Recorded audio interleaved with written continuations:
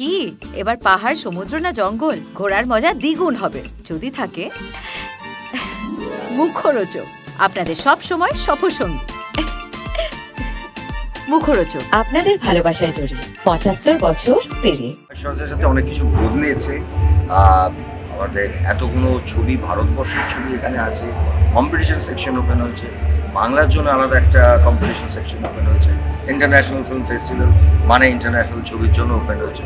তো আমার মনে হয় সিনেমা যারা ভালোবাসেন এটা আর একটা উৎসব যেখানে আমরাও সবাই আসি, আমাদেরও এটা ভালো লাগার জায়গা। আমি বারবার বলি একদমই তাই। আমি বুম্বাদার কথা টেনেই আমি কথাটা বলবো যে এটা আমাদের ভালোবাসার জায়গা। এবং আমরা যেরকম জানি যে কলকাতা মানে বা ওয়েস্ট বেঙ্গল মানে হচ্ছে কালচারাল ক্যাপিটাল, তো সেই কালচারাল ক্যাপিটালের জায়গা থেকে দাঁড়িয়ে এত এত ভালো সিনেমা যেগুলো সবসময় সিলেক্টেড হয়, এবং এবারেও 31st কলকাতা ইন্টারন্যাশনাল ফিল্ম ফেস্টিভ্যালে যেসব সিলেকশন হয়েছে, এত উচ্চমানের সব ছবি, আর অনেক অনেক ছবি, পুরনো ছবি যেগুলো আমরা বাংলা ছবি যেগুলো ঋত্বিক ঘটকের ছবি, যেটা একদম একটা ট্রিবিউট দেওয়া হচ্ছে, সেটাও একটা বিশাল বড় পাওনা অনেক বাঙালিদের জন্য, যারা হয়তো বসে সেটা কোনখানে অ্যাভেলেবল সেটা জানেন না, কোথায় দেখতে পাবেন জানেন না, তো এখানে এসে সবাই তারা দেখতে পাবেন।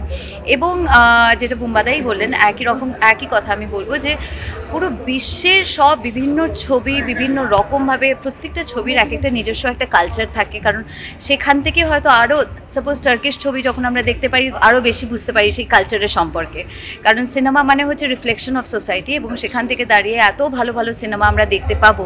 এটা আর একটা উৎসব, আর একটা উন্মাদনার জায়গা। আশা করছি সবাইকার খুব ভালো লাগবে। Thank you so much.